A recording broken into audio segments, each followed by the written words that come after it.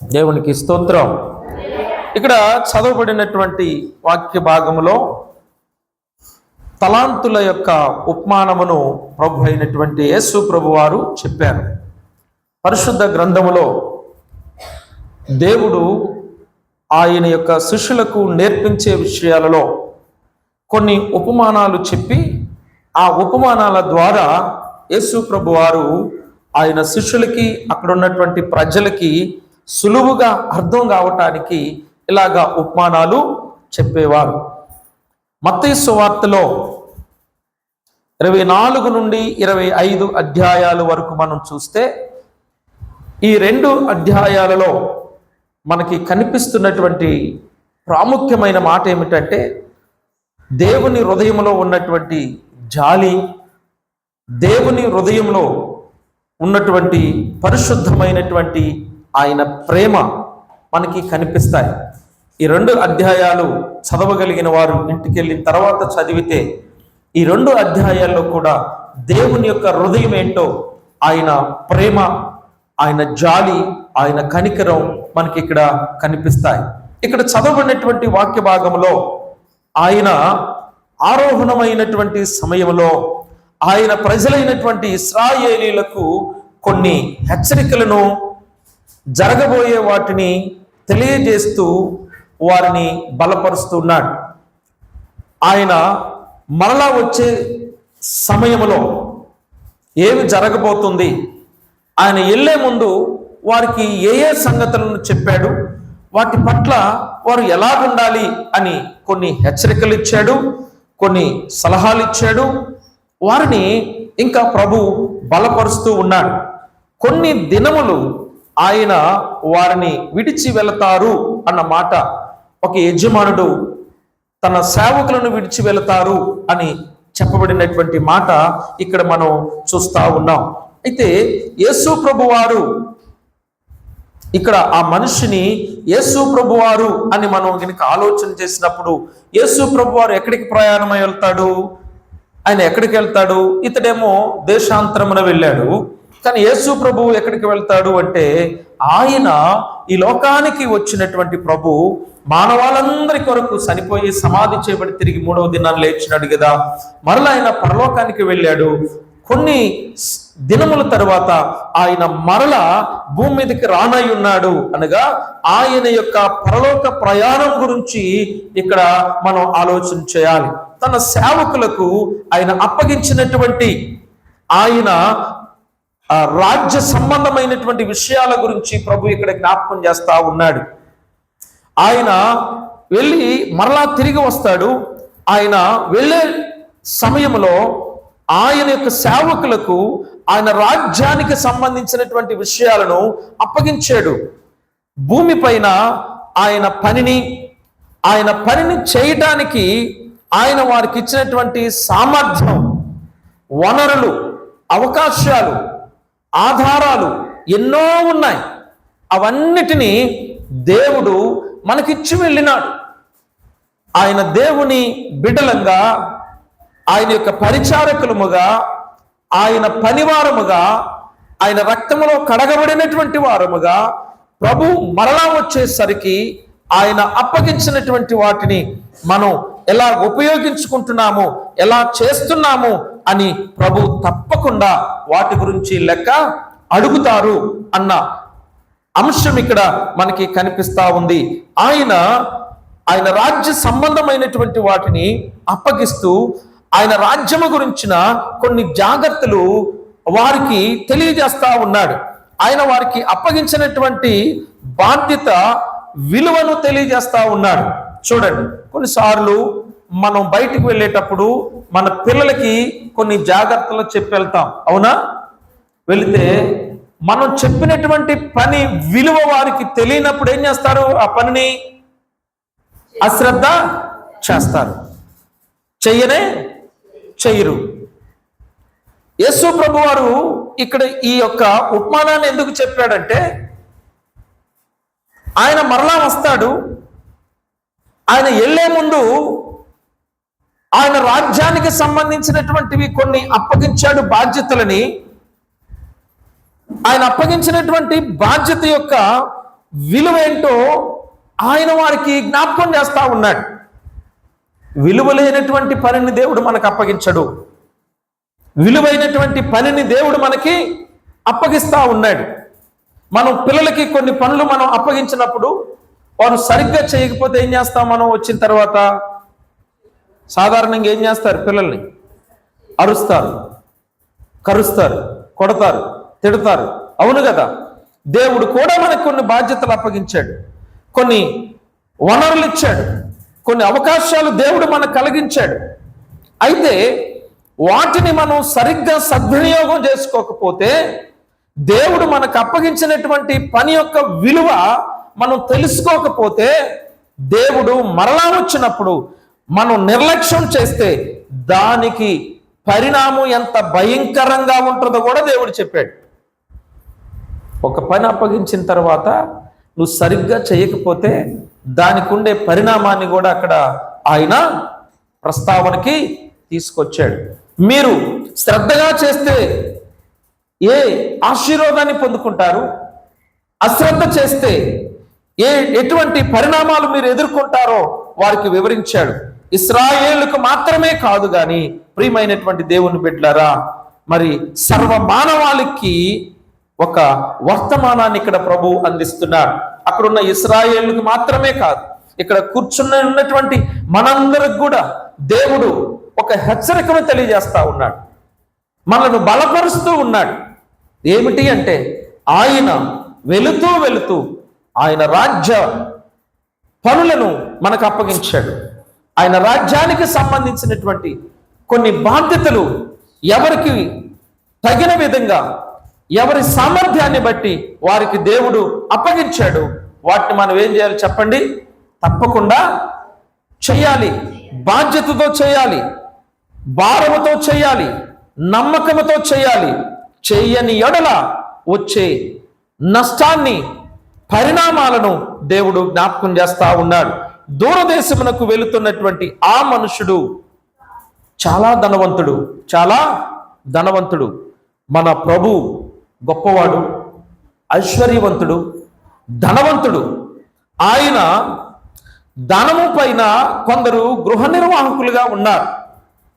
ఈ యజమానుని యొక్క ధనం పైన గృహ నిర్వాహకులుగా ఉన్నటువంటి ఒక ముగ్గురిని పిలిచి ఆయన ఏం చేశాడంటే బాధ్యతలు అప్పగించాడు, లేదా ఆయనకున్నటువంటి ధనాన్ని అప్పగించాడు, లేదా ఆయనకున్నటువంటి ఆ రాజ్యానికి సంబంధించినటువంటి విషయాలు అప్పగించాడు. ఇక్కడ ఆయన అప్పగించి వెళ్ళాడు. ఒకరికి ఎన్ని ఇచ్చాడు? 5 తలాంతులు ఇచ్చాడు. మరొకరికి 2 తలాంతులు ఇచ్చాడు. మరొకరికి 3వ వ్యక్తికి ఎన్ని ఇచ్చాడు? 1 తలాంతు ఇచ్చాడు. ఇక్కడ దేవుడు అన్యాయం ఏమి చేయలా. ఎవరి సామర్థ్యాన్ని బట్టి, ఎవరి ఆసక్తిని బట్టి వారికి దేవుడు ఏం చేశాడు? తలాంతులు ఇచ్చాడు. కొన్నిసార్లు ఒక పనిని మనం ఒక వ్యక్తికి అప్పగించినప్పుడు మరో వ్యక్తి ఏమనుకుంటాడు? ఆ పని నాకే అప్పగించవచ్చు కదా, నాకే ఇవ్వచ్చు కదా, నాకే చెప్పొచ్చు కదా అనుకుంటారు. చూడండి, దేవుడు ఎవరి సామర్థ్యాన్ని బట్టి, ఎవరి స్తోమతను బట్టి వారికి బాధ్యతను, పనిని అప్పగిస్తాడు అన్న సత్యాన్ని మనం మర్చిపోకూడదు. ఇక్కడ ఒకనికి 5 తలాంతులు, మరొకనికి 2 తలాంతులు, 3వ వ్యక్తికి 1 తలాంతును అప్పగించాడు. ఆ ముగ్గురు వారి యజమాని యొక్క వ్యక్తిత్వాన్ని మరియు ఆయన యొక్క స్వభావాన్ని తెలుసుకోవాలని ఇచ్చాడు. ఎందుకు ఇచ్చాడు అనుకుంటున్నారు? ఇచ్చినటువంటి ఆ యజమానుని యొక్క వ్యక్తిత్వం ఎటువంటిది, ఆయన స్వభావం ఎటువంటిది, ఆయన ఎవరు, ఏంటి, ఆయన ప్రేమ ఎటువంటిది, ఆయన ఎంత ప్రేమ కలిగిన వాడు, ఎంత జాలి కలిగిన వాడు అనే సత్యాలు వారు తెలుసుకోవాలని వారికి ఆ యొక్క తలాంతులను ఇచ్చాడు. ఈ దినాన ప్రియమైనటువంటి దేవుని బిడ్డలారా, మనల్ని కూడా పరీక్షించటానికి దేవుడు కొన్ని వనరులు మనకిస్తాడు, కొన్ని అవకాశాలు మనకిస్తాడు, కొన్ని సదుపాయాలు మనకు కలిగిస్తాడు. వాటిని బట్టి మనం దేవునికి ఎంత యథార్థంగా ఉంటున్నామో ఎంత నమ్మకంగా ఉంటున్నామో, దేవుడు మనకిచ్చినటువంటి వాటిని బట్టి దేవుని ప్రేమను ఎంతగా మనం తెలుసుకోగలుగుతున్నాం, దేవుని ఎంతగా మనం గుర్తించగలుగుతున్నామో అన్నది దేవుడు తప్పకుండా అడుగుతాడు, తప్పకుండా చూస్తాడు. ఆయన సలహాలు అనుసరించి గొప్ప బహుమానం పొందుకున్నటువంటి ఇద్దరు వ్యక్తులను మనం చూస్తున్నాం. ఆయన ఒకడికి 5 ఇచ్చాడు, మరొకనికి 2 ఇచ్చారు. అయితే వారిద్దరూ కూడా మరి ఆయన ఇచ్చినటువంటి సలహాలను అనుసరించారు, ఆయన ఇచ్చిన సూచనలను, ఆయన ఇచ్చిన హెచ్చరికలను అనుసరించారు. వారు ఏం చేయబడ్డారో తెలిసిన వారు దేవుని నుండి, రాజు నుండి బహుమానాన్ని పొందుకున్నారు. మరొక వ్యక్తి ఉన్నాడు, ఆయన అంటున్నాడు కదా, భయంకరమైనటువంటి శిక్షణ పొందుకున్నాడు. ఎందుకో తెలుసా? దేవుని యొక్క మనస్సును లేదా ఆ యజమాని యొక్క మనస్సును ఈ మూడవ వ్యక్తి, ఒక నాణ్యాన్ని లేదా ఒక తలాంతును పొందుకున్నటువంటి వ్యక్తి దేవుని యొక్క మనస్సును ఎరగలేదు, దేవుని యొక్క హృదయాన్ని ఎరగలేదు. అందుకనే ఇద్దరు ఆశీర్వదించబడితే ఈ మూడో వ్యక్తి ఏం చేయబడ్డాడంటే కఠినంగా శిక్షింపబడినట్లు దేవుని యొక్క వాక్యములో మనం చూస్తున్నాం. ముగ్గురికి వారి వారి సామర్థ్యాలను బట్టే ఇవ్వబడ్డాయి, ముగ్గురికి వారి యొక్క సామర్థ్యాలను బట్టే అప్పగించబడ్డాయి. ఇద్దరు మాత్రమే యజమాని యొక్క మనస్సును ఎరిగారు. ఆయన యొక్క సంతోషంలో వీరు కూడా పాలు పొందారు. ఆయన సంతోషంలో వీరు కూడా ఆనందించారు. ప్రియమైనటువంటి దేవుని బిడ్డలారా, వారు గణపరచబడ్డారు, ఆ యొక్క యజమానుడి చేత మెప్పు పొందారు, బహుమానం పొందుకున్నారు. మరికొన్ని బాధ్యతలు కూడా వారికి అప్పగించబడ్డాయి. మీరు జాగ్రత్తగా వినండి, జాగ్రత్తగా వినండి. ఈ 5 తలాంతులు 2 తలాంతులు తీసుకున్న వారిని యజమానుడు ఏం చేశాడు? మెచ్చుకున్నాడు. ఇచ్చిన పని వీళ్ళు ఏం చేశారు? మంచిగా చేశారు, నమ్మకంగా చేశారు, యథార్థంగా చేశారు, గణపరచబడ్డారు. అందుకని యజమానుడు ఏం చేశారు తెలుసా? మీరు ఈ కొద్ది దాంట్లోనే, ఈ కొంచెం దాంట్లోనే ఎలాగున్నారు? నమ్మకంగా ఉన్నారు. కాబట్టి మరికొన్ని బాధ్యతలు దేవుడు వారికి అప్పగించాడు. దేవునికి స్తోత్రం. ఇది మనకి ఎలాగుంటుందంటే ఏదో కథలాగా ఉంటుంది, కానీ యేసుక్రీస్తు రక్తంలో కడగబడిన నీవు ఏంటి నీ బాధ్యత? ఏమన్నా బాధ్యత ఉందా నీకు? ఆదివారం ప్రార్థనకు రావటం మన బాధ్యత అనుకుంటాం. కాదు.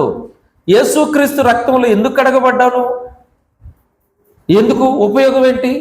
ఏ బాధ్యతను తీసుకున్నావు? దేవుడు నీకు ఏ బాధ్యత అప్పగిచ్చాడు? ఒక మాట చెప్పండి. అయ్యా, యేసు ప్రభువుని నేను నమ్ముకున్నా, యేసు ప్రభువుని నేను నమ్ముకున్నాను కాబట్టి ఇదిగో ఈ బాధ్యత నాకు అప్పగించాడయ్యా, ఆ బాధ్యత నేను నమ్మకంగా చేస్తాను అన్నోళ్ళు చేయొద్దండి. మరి బహుమానం ఎలాగ వస్తుంది? అంటే ప్రార్థనకు వచ్చేస్తే బహుమానం వస్తుంది అనుకుంటున్నావా? లేదు. చర్చికి వచ్చి ఆరాధన చేసేస్తే బహుమానం వస్తుందా? పాటలు పాడేస్తే బహుమానం వస్తుందా? యేసుక్రీస్తు రక్తంలో కడగబడినటువంటి మనకి దేవుడు ఒక బాధ్యతను అప్పగిచ్చాడు. ఆయన రాజ్యానికి సంబంధించినటువంటిది, సువార్తకు సంబంధించినటువంటిది.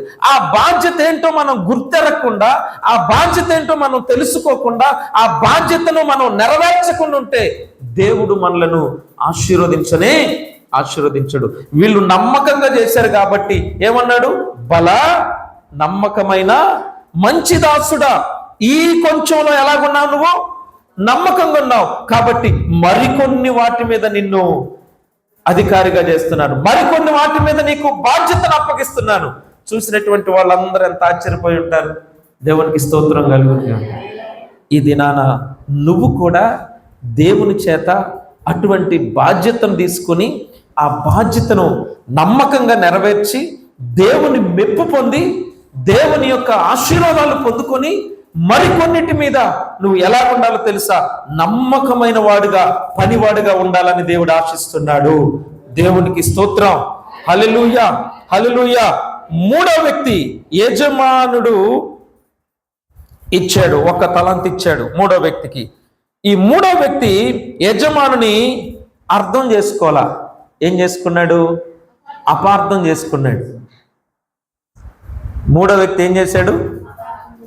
చాలామంది యేసు ప్రభుని అర్థం చేసుకోరు. ఆయన ప్రేమ అర్థం కాదు, ఆయన గుణం అర్థం కాదు, ఆయన మనసు అర్థం కాదు, ఆయన హృదయం అర్థం కాదు, ఆయన ఆవేదన అర్థం కాదు. అర్థం కాక యేసు ప్రభుని ఏం చేసుకున్నారు చాలామంది? అపార్థం. ఆయన మన దేవుడు కాదండి, ఆయన మనకు సంబంధించిన దేవుడు కాదండి, ఆయన పలానోళ్ళ దేవుడండి, ఆయన పలానోళ్ళకు సంబంధించిన ఆయనండి. అపార్థం చేసుకుంటున్నారు. ఆయన ఎవరో తెలుసా? సృష్టికర్త, సర్వ మానవాళికి ఆయన దేవుడు. దేవునికి స్తోత్రం కలుగునుగాక. సర్వ మానవాళికి ఆయన రక్షకుడు. ఈ మూడో వ్యక్తి ఆ యజమానుణ్ణి అపార్థం చేసుకుని భయపడ్డాడంట. వాస్తవానికి భయం ఉన్నోడు ఏం చేస్తాడు తెలుసు మీకు? భయం ఉన్నోడు ఏం చేస్తాడు చెప్పండి? మీ పిల్లలకి ఏదైనా పని చెప్తే వాడికి నిజంగా భయం ఉంటే ఏం చేస్తాడు? వీడికి భయం లేదు, ఇది ఒక అబద్ధం. అర్థమైందా? వీడికి భయం లేదు. భయం ఉన్నోడు ఏం చేస్తాడు? అమ్మా నానంటే భయం ఉన్నోడు ఏం చేస్తాడు? చక్కగా చెప్పిన పని చేస్తాడు. కానీ ఈ వ్యక్తికి ఏమి లేదు, భయం లేదు. ఆయన అంటున్నాడు భయపడ్డాను అంటున్నాడు. ఆయన అంటున్నాడు కదా, ఆయన అపార్థం చేసుకొని భయపడి భూమిలో పాతి పెట్టి తిరిగి అదే ఇచ్చేసాడు. ఏదైతే ఇచ్చాడో అదే తిరిగి మళ్ళీ యజమానుడికి ఇచ్చాడు. నీకు అర్థం కావడానికి ఒక మాట చెప్తా. ఎవరైనా సరే మీకు ఒక 1,00,000 రూపాయలు ఇచ్చారనుకో, 1,00,000 రూపాయలు ఇచ్చారు.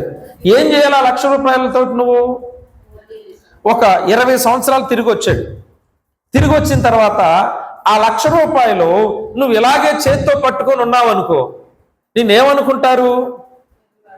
ఓరీడు ఎంత పిచ్చోడేంట్రా, 1,00,000 రూపాయలు ఇచ్చి 20 సంవత్సరాలు అవుతుంది, ఈ 1,00,000 రూపాయలతో ఏదో పని చేసుకుని ఇటు బతికి 1,00,000కి ఇంకొక 1,00,000, 1,00,000కి ఇంకో 10 లక్షలు లేదు ఎంతో సంపాదించుకొని హాయిగా సుఖంగా బతకొచ్చు కదా. అవునా? వీడు హాయిగా బతికినట్లయితే వీడికి మరలా నేను ఇంకో 10 లక్షలు ఇచ్చేళ్ళేవాడిని కదా, వీడు సామర్థ్యాన్ని బట్టి అనుకుంటాడు. వీడు ఏం చేశాడంటే, ఒక తలంత తీసుకున్నవాడు నీ గురించి నాకు తెలుసయ్యా, దేవుణ్ణి అర్థం చేసుకోకుండా, యజమాని అర్థం చేసుకోకుండా నువ్వు ఫలాని వ్యక్తివి, నువ్వు ఇటువంటి వ్యక్తివని దేవుణ్ణి అపార్థం చేసుకుని దేవుడు ఆ యజమానుడు ఏదైతే ఇచ్చాడో మరలా అదే తలాంతును తిరిగి ఇచ్చాడు. ఇద్దరు యజమానుని సంతోషపెట్టి ఆ సంతోషంలో వీరు కూడా ఆ సంతోషాన్ని అనుభవించారు. అపనమ్మకస్తుడు ఏమవుడో తెలుసా? తిట్లు తిన్నాడు, తిరస్కరించబడ్డాడు, శిక్షింపబడ్డాడు. వీరిలో నువ్వు ఎవరు? అపనమ్మకస్తుడివా? అపార్థం చేసుకునే వ్యక్తివా? లేదా నీ యజమానుణ్ణి అర్థం చేసుకుని నీ యజమానుడు అప్పగించినటువంటి పనిని నమ్మకంగా చేసే వ్యక్తివా? నమ్మకంగా చేసే నీకు దీవెనలు ఉంటాయి, ఆశీర్వాదం ఉంటుంది. ఒకవేళ అపనమ్మకస్తుడిగా ఉంటే ఉన్నది కూడా ఏం చేయబడిద్ది? నీ దగ్గర నుండి తీసుకొనబడిద్ది. మత్తయి సువార్త 24, 25 ఈ యొక్క అధ్యాయాలు మనం చదివితే ఈ ఉపమానం యొక్క సారాంశం మనకు అర్థమవుతుంది. ప్రభువు వచ్చే సమయానికి, అనగా అంత్య దినాలలో, చివరి దినాలలో, కడవరి దినాలలో ఉన్న ఇశ్రాయేలీలను దేవుడు వారికి వర్తమానాన్ని అందిస్తూ ఉన్నాడు. ఈ దినాన కూర్చుని ఉన్న మనకు కూడా ఇదే వర్తమానాన్ని దేవుడు మనకి జ్ఞాపకం చేస్తూ ఉన్నాడు. చూడండి, మత్తయి సువార్త 24వ అధ్యాయము 13వ వచనంలో ఒక మాట ఉంది, అది చదువుదాం. మత్తయి సువార్త 24. ఆ దినమైనను గడి అయినను ఆ సమయమైనను గడి అయినను మీకు తెలియదు గనుక మీరు ఎలాగుండాలి? మెలకువగా ఉండాలి. యజమానుడు నీకు కొంచెం సామర్థ్యం ఇచ్చాడు, సహాయం చేశాడు, నీకు తోడ్పడ్డాడు, నీకు తలాంతులు ఇచ్చాడు, నీకు కొన్ని వనరులు ఇచ్చాడు, బ్రతుకును ఆయన ఆరోగ్యం ఇచ్చాడు జీవించమని. అయితే ప్రియదేవుని బిడ్డలారా, మరలా ఆయన వస్తాడు, వచ్చి లెక్క అడుగుతాడు. అయ్యా, నేను ఇది ఇచ్చాను కదా, నీకు ఏం చేసావు చెప్పు అంటే నీకు సమాధానం ఎలాగుంటుంది? అప్పుడు మరి పోయినసారి మనం విన్నాం కదా గొర్రెల గురించి, అవునా? మేకల గురించి. గొర్రెలు ఏమన్నాయంటే, ప్రభువా నువ్వెప్పుడు ఆకలి కొంటే అన్నం పెట్టావయ్యా, నువ్వెప్పుడు దప్పికొంటే దాహం ఇచ్చావు, నీకెప్పుడు వస్త్రాలు లేకపోతే ఇచ్చావు, నువ్వెప్పుడు అనారోగ్యంగా ఉంటే పరామర్శించావు, నువ్వెప్పుడు చెరసాల్లో ఉంటే నీ దగ్గరకు వచ్చాము అన్నాడు. ఈ అల్పులైనటువంటి ఏ ఒక్కరికి చేసినది నాకు చేసినట్లని యేసు ప్రభువు వారు చెప్పాడు. తర్వాత ఎడమవైపున్న మేకలతో ఏమన్నాడు? ఇదే అన్నాడు, నేను ఆకలి కొని ఉంటే మీరు ఏం చేయలా, అన్నం పెట్టలేదు. నేను వస్త్రహీనుడిగా ఉంటే మీరు నాకు వస్త్రాలు ఇవ్వలా. నేను అనారోగ్యంగా ఉంటే నన్ను పరామర్శించలా అన్నప్పుడు వీళ్ళేమన్నారు? నువ్వెప్పుడు ఆ స్థితిలో ఉంటే నీకు సహాయం చేయలేదు ప్రభువా అన్నారు. అంటే అప్పుడు యేసు ప్రభు ఏమన్నాడు? ఈ అల్పులైనటువంటి వారిలో ఏ ఒక్కరికి చేసినాను అది నాకు చేసినట్లే అన్నాడు కదా. ఒకవేళ యేసు ప్రభు వారు ఆయన ఏ గడియలో వస్తాడో ఏ సమయంలో వస్తాడో ఎవరికి తెలీదు, అవునా? తెలీదు. ఇంతకు యేసు ప్రభు వస్తాడని నమ్ముతున్నారా, నమ్మట్లేదా? నమ్ముతున్నారా? ఎప్పటి నుంచి వింటున్నారు ఈ మాటలు? అమ్మా, ఎప్పటి నుంచి వింటున్నారు? యేసు ప్రభు వస్తాడు వస్తాడు వస్తాడని ఎప్పటి నుంచి వింటున్నారు మీరు? మరి రాడే? రాడే? ఎప్పటి నుంచో, మీరు పుట్టక ముందు నుంచి వింటున్నారు, అవునా? మీ తాత ముత్తాతల దగ్గర నుంచి వింటున్నారు. ఏమని? వస్తాడు వస్తాడు. మరి రాడే ఎంతకాలం అయితే?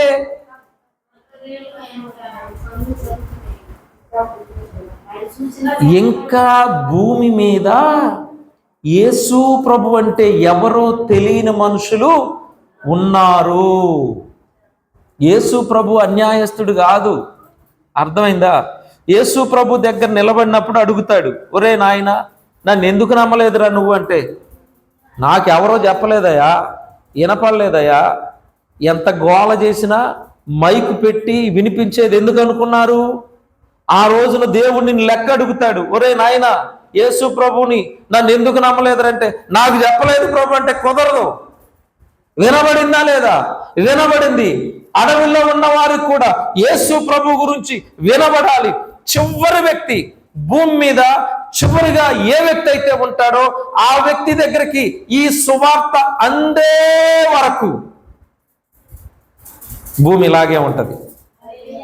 వస్తాడు ఎప్పటికీ?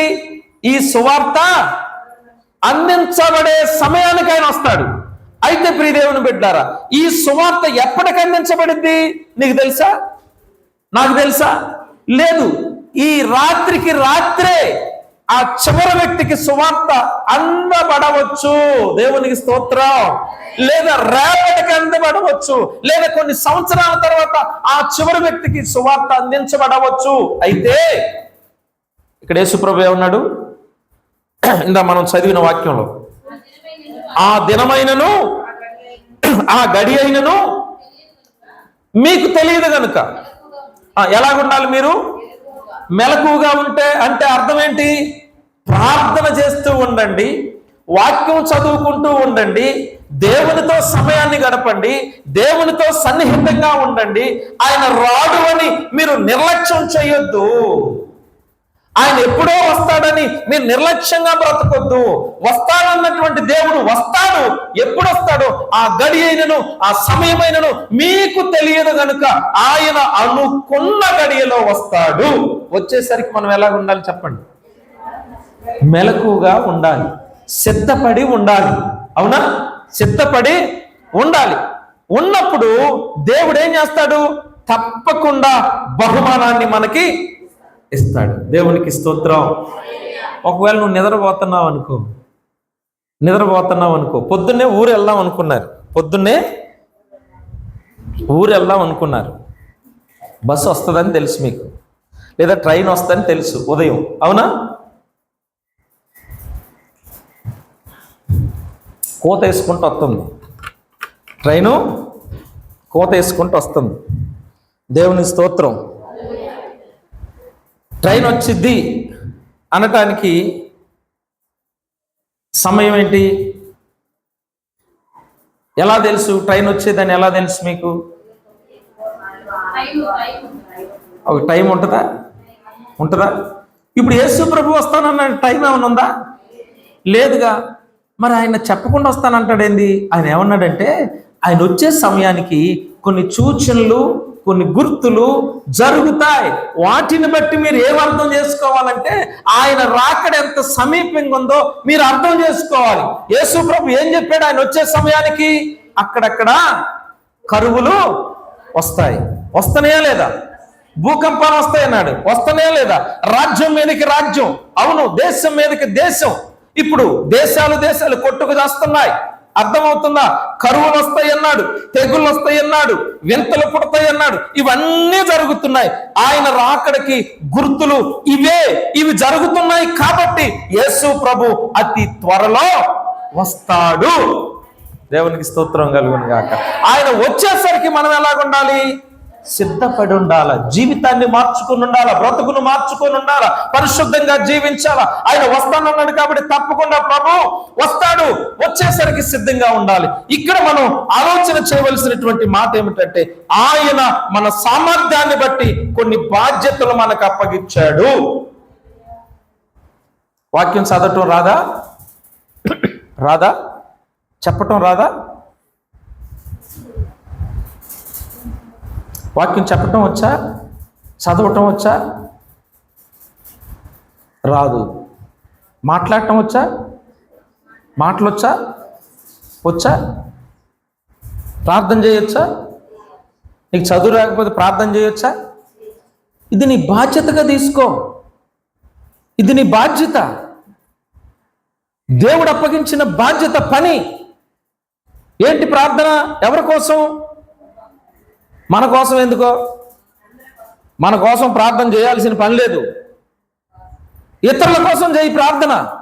అప్పుడు నువ్వు దీవించబడతావు, అప్పుడు నువ్వు ఆశీర్వదించబడతావు. నువ్వు ప్రార్థన చేసుకుంటే నీకు సహాయం కూడా రాదు.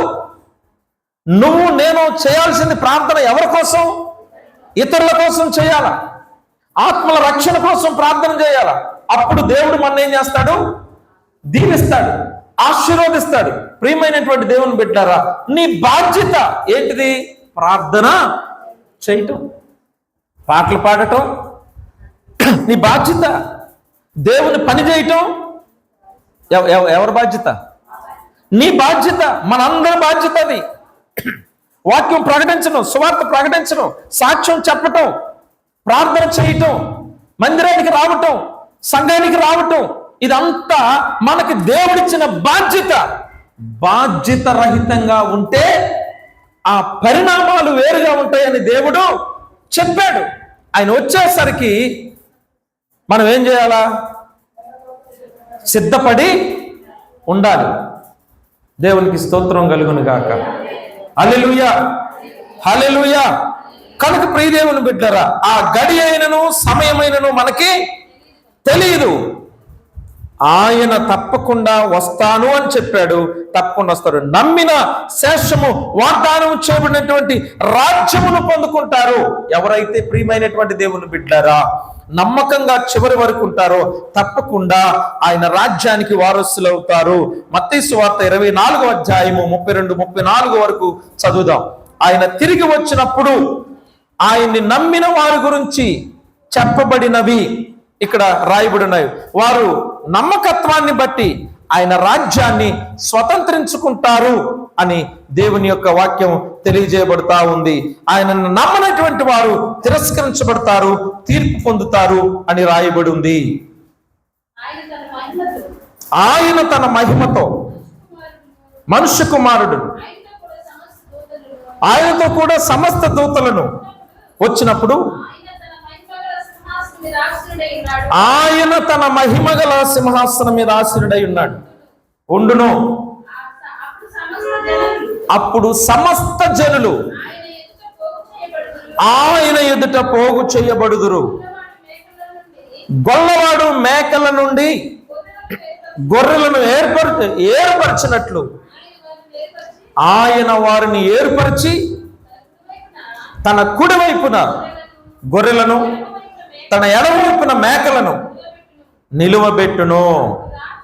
అప్పుడు రాజు తన కుడి వైపునున్న వారిని చూచి నా తండ్రి చేత ఆశీర్వదించబడిన వారులారా రండి, లోకము పుట్టినది మొదలుకొని మీ కొరకు సిద్ధపరచబడి ఉన్న రాజ్యము స్వతంత్రించుకొనుడి.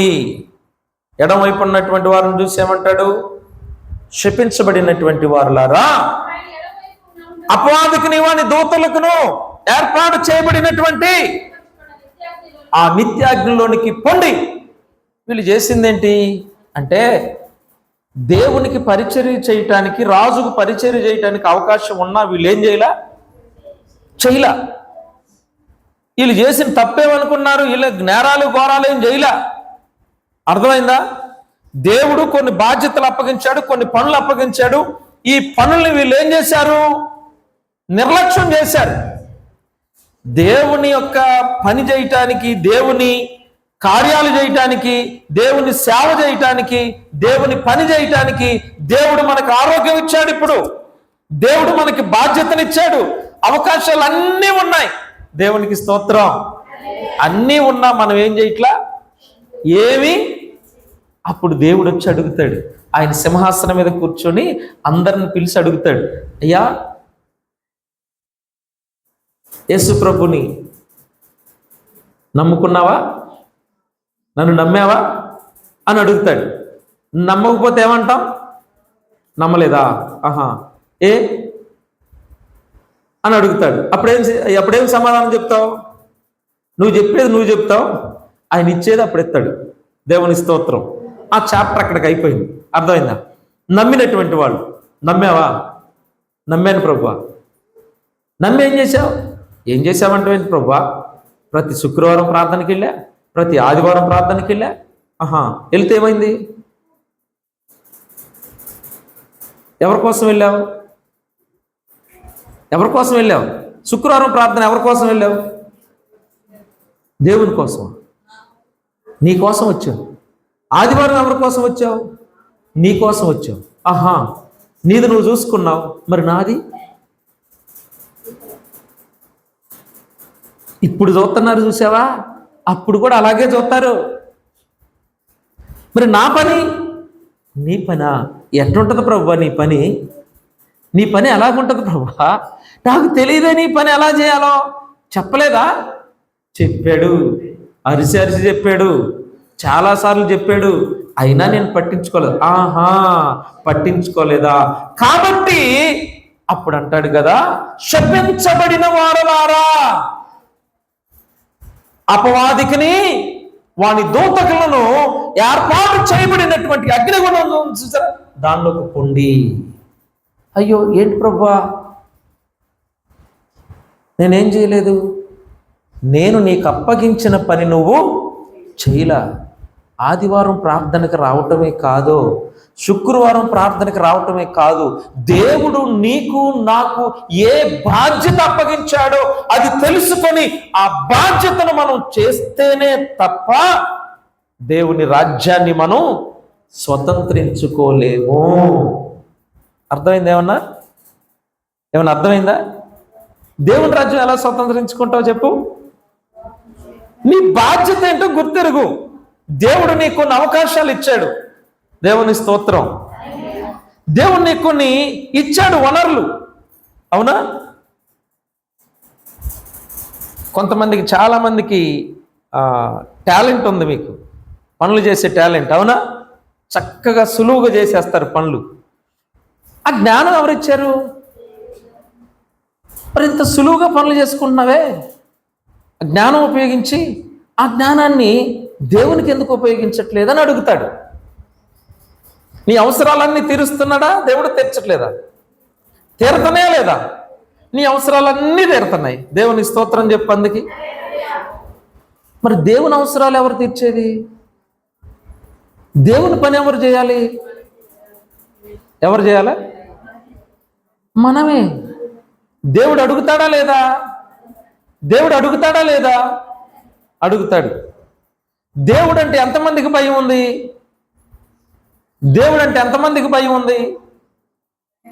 అందరికి ఉందా? అందరికి ఉంటే దేవుడు అన్నాడు, చెవులు ఎంతమందికి ఉన్నాయంటే అందరికి ఉన్నాయి అన్నాడు. చెవులు ఎంతమందికి ఉన్నాయంటే అందరూ ఏమన్నారు? మా అందరికి ఉన్నాయి అన్నారు. కానీ యేసు ప్రభు అన్నాడు, వాక్యం చెప్పి చెవిగల వాడు వినుగాక అన్నాడు. అంటే అర్థం ఏంటో తెలుసా? చెవులు ఉన్నాయి కానీ వీళ్ళు సరిగ్గా వినరు, విని అనుసరించరు. అందుకని ఏమన్నాడు దేవుడు? చెవి గలవాడు వినుగాక అన్నాడు. ఇప్పుడు దేవుడు అన్నాడు కదా, ఎంతమంది ఏం ప్రశ్న నేను అడిగింది మిమ్మల్ని? చెవుల గురించి కాదు, దేవుని భయం ఎంతమందికి ఉంది అంటే అందరికీ ఉంది. దేవుని స్తోత్రం. అందరికీ ఉంటే దేవుడు నీకు చెప్పిన పని ఎందుకు చేయట్లా? దేవుడు నీకు చెప్పిన పని ఏం చేయట్లా? దేవుడికి ఇంతకు నీకేం పని చెప్పాడు చెప్పు అమ్మా? అదొకటి వస్తుంది మనకి, సువార్త ప్రకటించడం. ఇంకా దేవుని పని చాలా ఉంది. చాలా అందరూ సువార్త ప్రకటన చేయలేరు. ఇప్పుడు ముసలోళ్ళు ఉన్నారు, ఆ ముసలోళ్ళు ఏ ఊరు వెళ్ళి వాక్యం చెప్పొస్తారు చెప్పాళ్ళు? వాళ్ళ పని ఏంటి? వాళ్ళు చేయాల్సిన పని ఏంటి? అరే చర్చిలో కూర్చొని ప్రార్థన చేయి, అది నీ బాధ్యత. అవునా? చాలా మంది ఆరోగ్యవంతులు ఉన్నారు, నీ బాధ్యత ఏంటి? వెళ్ళి సువార్త చెప్పు, వాక్యం చెప్పు, చెప్పగలి సాక్ష్యం చెప్పు, కొంతమందిని ప్రభువులోకి నడిపించు, బలపరచు, కష్టాల్లో ఉన్న వారి దగ్గరికి వెళ్ళి వారిని పరామర్శించు, వారి కోసం ప్రార్థన చేయి, వారికి 2 మాటలు చెప్పు, వారిని బలపరచు. ఇదే దేవుడు మన అడిగేది. ఇక ఇంతకు మించి దేవుడేమి మనలను అడగడు. ఆయన తప్పకుండా వస్తాడు. ఆయన తప్పకుండా ఏం చేస్తాడు? మనలను లెక్క అడుగుతాడు. మనం కలిగి ఉన్నవన్నీ దేవుడే ఇచ్చాడు అని నమ్మిన వాళ్ళు చేయొద్దండి. నాకున్నవన్నీ దేవుడే ఇచ్చాడు, ఇవన్నీ దేవుడియే అన్న వాళ్ళు చేయొద్దండి. అన్ని దేవుడియేనా? అన్ని దేవుడే ఇచ్చాడా? దేవుని స్తోత్రం. వాటిని సరిగ్గా ఉపయోగిస్తున్నావా లేదా? ఇది ప్రాముఖ్యం. ఇది ప్రాముఖ్యం. అన్ని దేవుడే ఇచ్చాడు, అన్ని దేవుని దగ్గర నుంచి వచ్చాయి. దేవునికి స్తోత్రం.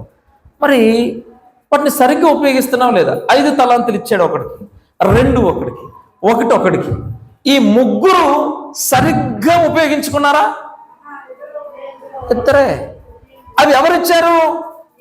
దేవుడే ఇచ్చాడు, యజమానుడు ఇచ్చాడు. ఇస్తే ఇద్దరు మాత్రమే ఉపయోగించుకున్నారు. ఒకడు మాత్రం దాన్ని సరిగ్గా ఉపయోగించుకోకుండా ఆయన మీద నిందేసి ఆయన అపార్థం చేసుకొని దాన్ని భూమిలో పాతిపెట్టి ఇదిగో ఇది నువ్వు తీసుకున్నాడు. జాగ్రత్త. అన్నీ దేవుడే ఇచ్చాడు. ఆరోగ్యం దేవుడే ఇచ్చాడు, ఐశ్వర్యం దేవుడే ఇచ్చాడు, నువ్వు తినే తిండి దేవుడే ఇచ్చాడు, నువ్వు కట్టుకున్న వస్త్రాలు దేవుడే ఇచ్చాడు, నువ్వు చేస్తున్న పని దేవుడే ఇచ్చాడు, పని చేయడానికి శక్తి, ఆరోగ్యం దేవుడే ఇచ్చాడు. నీ జీవితాన్ని సరిగ్గా ఉపయోగించుకుంటున్నావా లేదా? ఇది ప్రాముఖ్యం. అమ్మా అర్థమైందా? జీవితాన్ని ఏం చేయాలా? సరిగ్గా ఉపయోగించుకోవాలి దేవుని కోసం. దేవుడు ఇచ్చినటువంటి వాటిని దేవుడి కోసం మనం సరిగ్గా ఉపయోగించుకోకపోతే దేవుడు ఏం చేస్తాడు? తప్పకుండా ఆ రోజున మనను లెక్క అడుగుతాడు. మన సమయం, ఆరోగ్యం, ధనం. క్రైస్తవులుగా మనకు మరొక గొప్ప భాగ్యం ఉంది. ఏంటో తెలుసా? దేవుడు మనకి ఇచ్చిన వనరులో గొప్ప వనరు ఏంటి తెలుసా? ధనం, ఆరోగ్యం, ఇంకా ధనం, ఆరోగ్యం, ఇంకా సమయం కదా. వీటికంటే ప్రాముఖ్యమైనది ఏంటో తెలుసా? దేవుడు మనకి ఇచ్చిన గొప్ప సంపద చెప్పాలి అమ్మా, రక్షణ, ఇంకా దేవుని వాక్యం. ఏంటది? దేవుని వాక్యం మనకి గొప్ప సంపద అమ్మా. ఇది దేవుని స్తోత్రం కలుగును గాక. ఈ సంపద అందరికీ దొరకదు. ఈ సంపద అందరికీ దొరకదు. యేసు ప్రభువును నమ్ముకున్న వారికి ఈ సంపద దేవుడు ఉచితంగా ఇచ్చాడు. అయితే ఈ సంపదను నువ్వు సరిగ్గా ఉపయోగించుకుంటున్నావు లేదా? వాక్యం వింటున్నావు కదా, వాక్యం రోజు వింటున్నావా లేదా? విన్న వాక్యాన్ని సరిగ్గా ఉపయోగించుకుంటున్నావు లేదా? వింటాం, విన్న తర్వాత దాన్ని సరిగ్గా ఉపయోగించుకోకపోతే దేవుడు ఏం చేస్తాడు చెప్పండి? లెక్క అడుగుతాడు.